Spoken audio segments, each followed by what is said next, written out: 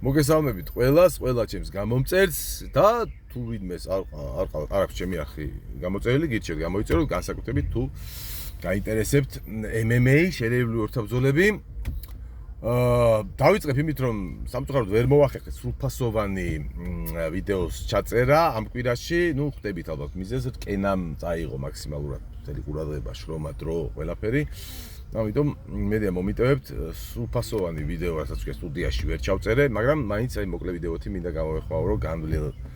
events UFC 328 event-ი, რომელსაც ძალიან ბევრი ელოდა. დავიწყოთ პრინციპში, პირდაპირ საქმეზე გადავიდე, ჯიმ მილერით მინდა დავიწყოთ, სასწაულია ეს კაცი. ჩემს ბოლო ვიდეოში, როცა ამ ბრძოლაზე ვსაუბრობდი, იქაც ვახსენე, რომ 5 წლის წინ მაინც რო ჩადმეშული ხო ეს ბრძოლა უზარმაზარი ფავორიტი იქნებოდა ჯიმ მილერით ხო, იმენა დონეებში დიდი სხვაობაა. მაგრამ ასაკი ხა 42 წლის არის ჯიმ მილერი და ამ დროს ყველა ბრძოლაში ველოდებით უკვე პეტრად მოკლებულ, ასე მოტეხილ მებრძოლს, მოტეხილ არა როგორც ადამიანს მოტეხილს, ან როგორც მებრძოლს მოტეხილს. თუმცა ჯიმ მილერზე როგორც ხედავ დრო ჯერჯერობით არ მუშაობს, ყოველ შემთხვევაში ხარ რო დაუკვირდეთ. აი 7 წლის წინ რო ყოფილიყო ეს ბრძოლა, წარმოიდგინეთ 30 წლის რო იქნებოდა მაშინ. ჯარედ გორდონი, ჯიმ მილერი იქნებოდა 30-15 წლის, ანუ დაახლოებით ორივე რო პიკშია რა, დაახლოებით. ფიქრობ რომ აი მაშინაც რა თქმა უნდა მაშინ უზარმაზარი ფავორიტი იქნებოდა ჩემთვის მაშინ ჯიმ მილერი, მაგრამ ამაზე უფრო მეტი დომინაციით რაღა უნდა მოეგო. ხო აი ამ იმის გამო რომ იგივენაირად მოუგებდა ალბათ, ხო? მეტი რა უნდა იქნა. პირველივე რაუნდში გილიოტინით მოგუდა და გილიოტინამდეც ახლა ვერ ვიტყვით რომ ჯარედ გორდონს რაღაც უპირატესობა ჰქონდაო და რაღაცა აი საფუძველი ჰქონოდა რომ გვეთქვა რომ მილერი დაბერდა, ეგეც არ მოუწია. სასწაული მებრძოლია ჯიმ მილერი, ველოდები მის მომდევნო ბრძოლას, სადაც ისევ არ დავასახელებ ფავორიტად მილერს, ვისაც არ უნდა შეხვდეთ, თუ თავის ხელას არ შეხვდა ასაკეთ, რა უნდა. მერე არ ვიცი რა, მაგრამ რადგან უნდა დაეთხოს სიმერე, მაგრამ აქვე ვიტყვი რომ ძალიან გამიხარდება თუ შევსწრები და ისევ თუ მოიგებს ჯიმ მილერი, იმიტომ აი აფრთხილებული ვარ ამ მებრძოლით მართლა. თან მებრძოლით რომელიც ვაჩვენებს არის ძალიან დაუფასებელი. ჯიმ მილერი არასოდეს არ ითვლებოდა და არავინ არ თვლის მას ტოპ მებრძოლად. მიუხედავად იმისა, რომ ჩემი აზრით და ვფიქრობ, ბევრი დამეთანხმება დონით, როგორც მებრძოლი ის ბევრად მაღლა დგას, აი ეს არ შემეშინება ის და ბევრად მაღლა დგას, ვიდრე დავუშვათ კოვიქტონი ან ხორხე მასვიტალი. და ისინი ითვლებიან ტოპ მებრძოლებად, მაგრამ ჯიმ მილერი არ ითვლება. უბრალოდ არ გაუმართლა ამ კაცს, საჭირო დროს ის გამარჯვებიც ისე დროს ხდებოდა, ისე სიტუაციაში, რომ დიდად არ ხდებოდა მისი დაწინაურება. რას ვიზავთ ველოდებით შემდეგ ჯიმ მილერის შემდეგ ბრძოლას. ამის შემდეგ იყო გრანდაუსონმა როგორც მოსალოდნელი იყო მოუგო, უпростоრედ იქ მოსალოდნელი იყო რა. შანსი ბატონშრებეცის ჰქონდა საწყის რაუნდების საწყის ეტაპზე პირველ 2 წუთში ბრძოლის პირველ 2 წუთში როგორც წესი მაგდროს ბრძოლაში შედის ცოტა უყურადღება, ცოტა მოდუნებულად გრანდაუსონი და მაგდროს არის შანსი რომ დაიჭირო დარტყმაზე. თუმცა ამას რა თქმა უნდა გარკვეულწილად იღბალის სჭირდება და მაინც ამიტომ ბევრი შანსი მაგდროს გამო არ ექნებოდა. გადაცდა 2 წუთს ვერ მოარტყა 2 წუთში და ბუნებრივია შემდეგ სადაც უნდა ეჯობნა იქ აჯობა მიწაზე რა თქმა უნდა ის მატოშ რებეცკის დონის მებრძოლები ხწინააღმდეგობას გრანდაუსონს მიწაზე ვერ გაუწევენ და გაიმარჯვა ამერიკელმა. შემდეგ იყო იაროსლავ ამოსოვი, აქ მოკლედ ყველაფერი შემდეგ კარგახანი მიდიოდა ისე როგორც ველოდით, ამოსოვმა რა თქმა უნდა აჯობა იორ ალვარეზს, იმიტომ კლასში არის უზარმაზარი სხვაობა და დავინახეთ. შემდეგ იყო რა თქმა უნდა დიდი ფავორიტი გოტიე, რომელმაც მოიგო, ასევე როგორც მოსალოდნელი იყო. იმ მებრძოლს მოუგო, ვინც ხოლმე იმიტომ შევიდა გალიაში რომ ატება გოტიეს ჩაიწერა ორიგი გამარჯვება და გადავედით თავარ ქარდზე. თავარ ქარდი გახდეს ისევ ვეტერანებმა. აქაც ყველაფერი როგორც მოსალოდნელი იყო, ერთი ასაკის არიან 39 წლის ბობი გრინი და ჯერემი სტივენსი, თუმცა უზარმაზარი ფავორიტი იყო ჩემთვის, რაც ვიგიდეს არ დამიმალავს ბობი გრინი, იმიტომ რომ ის ამ 39 ასაკში ბობი გრინი ბევრად უფრო შენარჩუნებულია და ბევრად ნაკლებად გაწვეთილია, რატომაც არ ვიცი მიზეზები, ვიდრე ჯერემი სტივენსი და თუ არ გჯერათ ნახეთ ბობი გრინის ბოლო ბრძოლები და ჯერემი სტივენსის ბოლო ბრძოლები, ჯერემი სტივენსის ბოლო კი რა ბოლო 10 ბრძოლაში გამარჯვება არ აქვს ფაქტიურად ჯერემი სტივენს. ამიტომ ყველაფერი გასაგები იყო მარტივად მოუგო ბობი გრინმა. რა ხდებოდა შემდეგ შეიძლება რიგითობაში ავსდეთ, მაგრამ საინტერესო რაც იყო რომ ალექსანდრ ვოლკოვმა როგორც მოსალოდნელი იყო, როგორც ველოდით გაიმარჯვა Salsa Boys-თან, ну იქ ვისაუბრეთ რომ დაახლოებით მსგავსი სტილის აქ რა არის, აქ დაახლოებით იგივე თემა იყო, რაც ამოსოვი ალვარესზე, იმიტომ რომ ამოსოვის და ალვარესაც რაღაცა ერთნაირი, მოკლედ ერთ დიაპაზონში ჩხუბობენ, გულისხმობ სტილისტურად, ორივე არის ძიმე და დათმაგორეს, მაგრამ ორივე არის კრეპლელი პირველ რიგში და როდესაც მსგავსი სტილის და მსგავსი ასეთი სტრატეგიის მებრძოლები არიან, იქ კლასში ყოველთვის დიდი სხვაობაა და შესაბამისად ამოსოვის რა თქმა უნდა კლასით ბევრად რომ აღადგას ალვარესი და მარტივად მოიგო აქ შეიძლება მარტივად ვერ მოიგო მაგრამ აქაც დაახლოებით სტილისტურად მსგავსი სტილი აქვს ორივეს დგომში იბრძვიან დისტანციიდან მუშაობს ორივე ვოლკოვიც და Salsa Boys თუმცა აქ კლასშიც მე ვფიქრობ რომ ვოლკოვი უფრო მაღალი კლასის მებრძოლია და თან პლუს ასეთ ტაქტიკურ დაპირისპირებაში დამეთანხმებით და წვდომს აქვს ძალიან დიდი მნიშვნელობა და წვდომში უზარმაზარი უპირატესობა ჰქონდა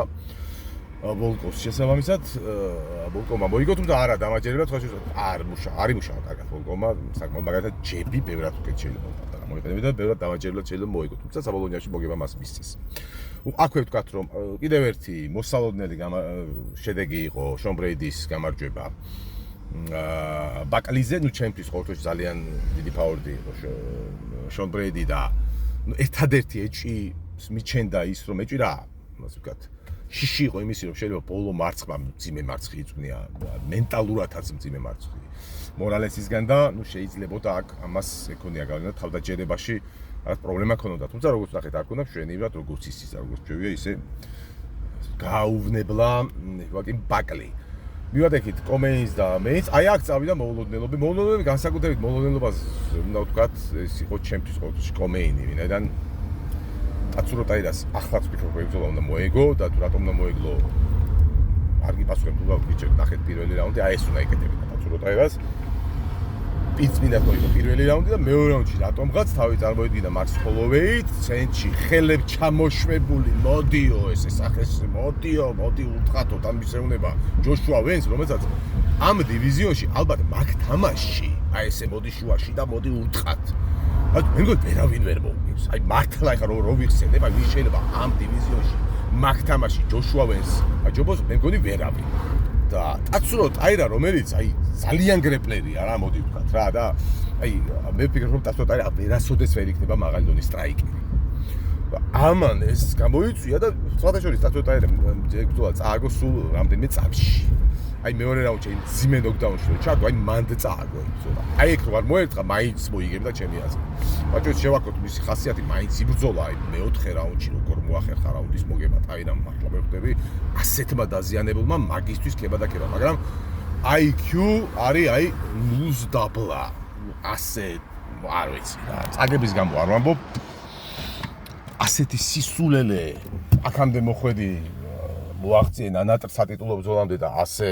რაღაცები მოიგონო და სისულელეს გამოწარგო არ ნუ დააბრალოს თავის თავს მე ვფიქრობ რომ ძვირად დაუჯდება ეს Tatsuro Tairas და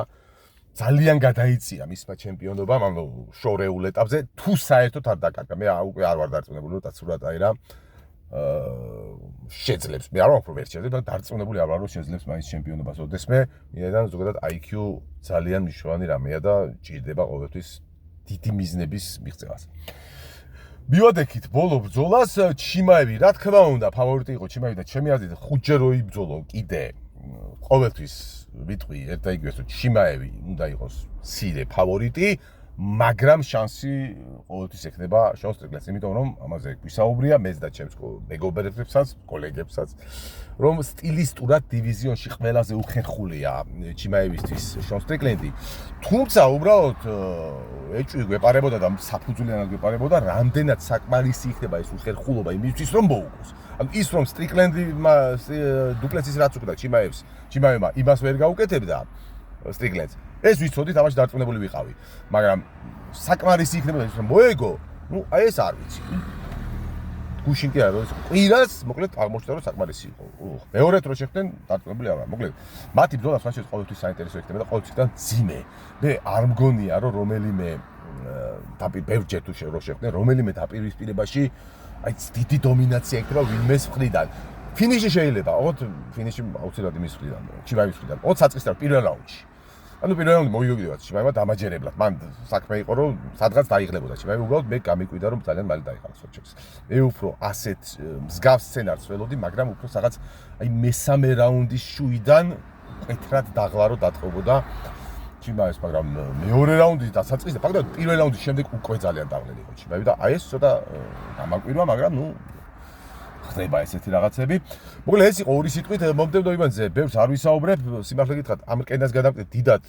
არც ვიცი ქარდი, ნუ თავარი ბრძოლა, რა თქმა უნდა. ვიცი ალენი კოსტა და ორი სიტყვით გეტყვით, რომ ძალიან საინტერესო ბრძოლაა.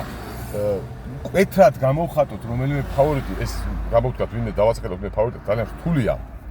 ვინაიდან ძალიან კარგ ფლაზია, კოსტა მართლა ძალიან კარგი მებრძოლია, მაგრამ ისიც უნდა ვთქვათ, რომ კოსტას როგორც უგებს მეტოქეებს, ასე გამარჯვება ალენთან ძალიან გაუჭირდება რა. აი, სიმართლე გითხრათ, მე მცირე ფავორიტად წარმომიდგენია ალენი. მარტივ მიზეზს ვთქვი, იმიტომ რომ კოსტამ, ჩემი აზრით, ალენის დაერი მებრძოლი სტილისტურად ალენის სტაილი უნდა დააფინიშოს და ალენის დაფინიშება კი ძალიან რთულია და თუ ვერ დააფინიშა ალენი, მე ვფიქრობ, რომ ეს აქ უკვე გადაწყვეტილებით უფრო წესით ალენმა უნდა მოიგოს. ასე რომ მცირე ფავორიტად ალენს ვიტყოდი, გავრისკა, ვთქვათ ვისკავ, იმიტომ რომ რეალურად ძალიან კარგი სვლაზია და თუ ფავორიტია მცირეა რა კიდევ ერთხელ ამბობ, ნამდვილად შეუძლია კოსტას მოგება. სულ ეს იყო დღეისათვის, შევხვდებით ჯერ რკენაზე და რკენას მერე უკვე დასვენებულები, დაცლილები ემოციისგან, უფრო კარგ ვიდეოებზე შევხვდებით და ვისაუბრეთ, უყურეთ რკენას და იყავით ჯანსზე. დაბა კარგად.